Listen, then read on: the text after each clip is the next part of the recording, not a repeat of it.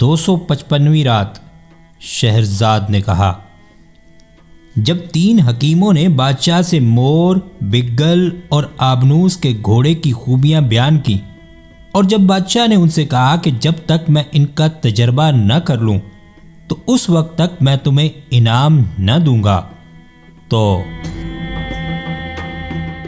شہرزاد نے اپنی کہانی جاری رکھتے ہوئے بتایا کہ جب بادشاہ نے کہا کہ میں تمہیں اس وقت تک انعام نہ دوں گا جب تک میں ان کا تجربہ نہ کر لوں، تو اول اس نے مور کا تجربہ کیا اور اسے ویسا ہی پایا جیسا کہ مور والے نے کہا تھا۔ اس کے بعد اس نے بگل کا تجربہ کیا اور اسے بھی بگل والے کے کہنے کے موافق پایا۔ جب بادشاہ ان دونوں کا تجربہ کر چکا تو اس نے ان دونوں حکیموں سے کہا کہ مانگو، کیا مانگتے ہو؟ انہوں نے کہا کہ ہم دونوں یہ مانگتے ہیں کہ ہم دونوں کی شادی اپنی ایک ایک بیٹی سے کر دے۔ بادشاہ نے اپنی بیٹیوں میں سے 2 ان کے حوالے کر دی۔ اب تیسرے حکیم نے جو گھوڑا لایا تھا بڑھ کر بادشاہ کے سامنے زمین کو بوسہ دیا اور کہنے لگا کہ اے جہاں پناہ، مجھ پر بھی ویسی ہی بخشش کر جیسی کہ تو نے ان دونوں پر کی ہے۔ بادشاہ نے جواب دیا کہ پہلے میں تیری لائی ہوئی چیز کا امتحان کر لوں۔ یہ سن کر بادشاہ کا بیٹا آگے بڑھا اور بولا، ابا جان، میں اس گھوڑے پر سوار ہو کر اس کا تجربہ اور اس کے کمال کا امتحان کروں گا۔ بادشاہ نے کہا کہ جس طرح تیری خوشی ہو، اس کا تجربہ کر۔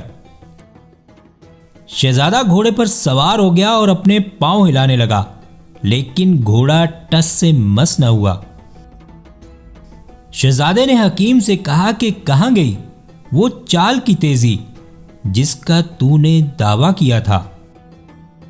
اب حکیم شہزادے کے پاس گیا اور اسے اوپر اڑنے کا پیچ دکھا کر کہا کہ اس پیچ کو اوپر کی طرف کھینچ۔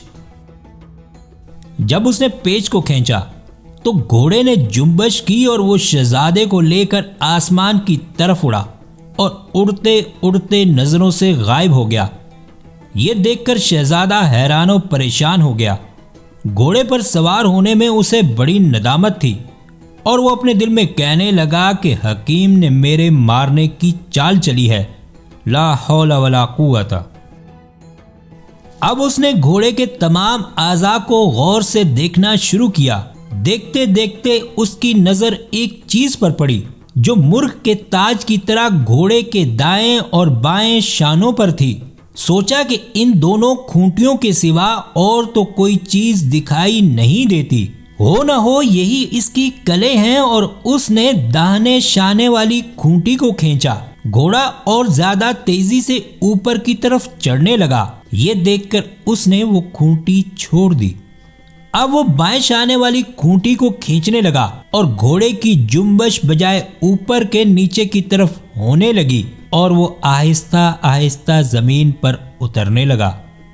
شہزادہ خوف زدہ بھی تھا اور گھوڑے کا یہ کمال دیکھ کر خوش بھی تھا، تاہم اس نے خدا کا شکر ادا کیا کہ ہلاکت سے نجات ملی۔ وہ تمام دن اترتا رہا کیونکہ اوپر چڑھتے چڑھتے وہ زمین سے بہت دور پہنچ گیا تھا۔ اترتے وقت وہ اس کو جب چاہتا تو اوپر لے جاتا اور جب چاہتا تو نیچے لے آتا۔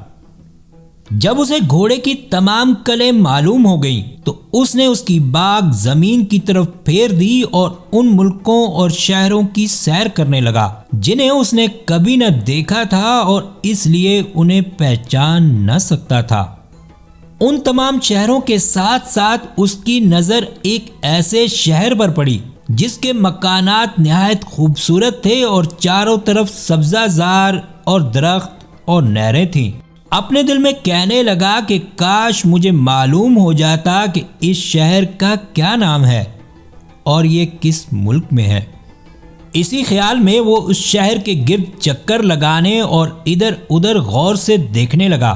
دن کی روشنی ختم ہونے والی تھی، سورج ڈوب رہا تھا۔ اس نے سوچا کہ رات بسر کرنے کے لیے مجھے اس شہر سے زیادہ خوبصورت جگہ کہاں ملے گی۔ میں صبح تک یہیں رک جاتا ہوں اور الگ صبح اپنے وطن روانہ ہو جاؤں گا، اور گھر والوں اور باپ سے سارا ماجرا اور جو کچھ میں نے آنکھوں سے دیکھا ہے بیان کر دوں گا۔ اب وہ ایسا کوئی گوشہ ڈھونڈنے لگا جہاں وہ اور اس کا گھوڑا امن و امان سے رہ سکیں اور کوئی انہیں نہ دیکھنے پائے۔ وہ اسی تلاش میں تھا کہ اس کی نظر بیچ شہر میں ایک عالی شان محل پر پڑی جس کے چاروں طرف فصیل اور اونچے اونچے برج تھے۔ اب اس نے وہ کل دبائی جس سے گھوڑا نیچے اترتا تھا۔ گھوڑا اترتے اترتے سیدھا محل کی چھت پر آ گیا۔ شہزادہ گھوڑے سے اتر پڑا اور خدا کا شکر بجا لایا۔ اب وہ گھوڑے کے ارد گرد پھرتا اور کہتا، واللہ جس شخص نے تجھے ان اوصاف کے ساتھ بنایا ہے وہ بڑا حکیم ہے۔ اگر خدا نے میری زندگی میں برکت دی اور مجھے صحیح و سالم میرے وطن اور خاندان میں پہنچا دیا اور میرے باپ سے ملایا تو اس حکیم کے ساتھ بڑی فیاضی کے ساتھ پیش آؤں گا اور اسے بہت انعام دوں گا۔ اب وہ محل کی چھت پر رات کے انتظار میں ایک طرف بیٹھا رہا، لیکن پیاس سے سخت بے چین تھا۔ گھوڑے پر سوار ہونے کے بعد سے اس وقت تک نہ ایک بوند پانی کی اس کے حلق میں گئی تھی، نہ اناج کا ایک دانہ۔ خیال کیا کہ محل میں کھانے پینے کی چیزیں تو ضرور ہوں گی، نیچے چل کر دیکھنا چاہیے۔ گھوڑے کو وہیں چھوڑا اور آہستہ آہستہ نیچے اترنے کا راستہ ڈھونڈنے لگا اور اسے ایک زینہ نظر آیا جہاں سے وہ نیچے اتر آیا۔ اب اس نے دیکھا کہ صحن میں مرمر کا فرش ہے۔ مکان اور عمارت کی خوبصورتی کا کیا کہنا، لیکن حیرت یہ ہوئی کہ وہاں نہ اسے کوئی آواز سنائی دی، نہ کوئی انسان دکھائی دیا۔ آنکھیں پھاڑ پھاڑ کر دائیں بائیں دیکھتا اور اس کی سمجھ میں نہ آتا کہ کدھر جائے۔ اب وہ اپنے دل میں کہنے لگا کہ اس سے تو بہتر یہی ہے کہ میں گھوڑے کے پاس جا کر وہیں رات گزاروں اور جب سویرا ہو تو اس پر سوار ہو کر اپنے ملک کی طرف چلتا بنوں۔ اب شہرزاد کو صبح ہوتی دکھائی دی اور اس نے یہ کہانی بند کر دی۔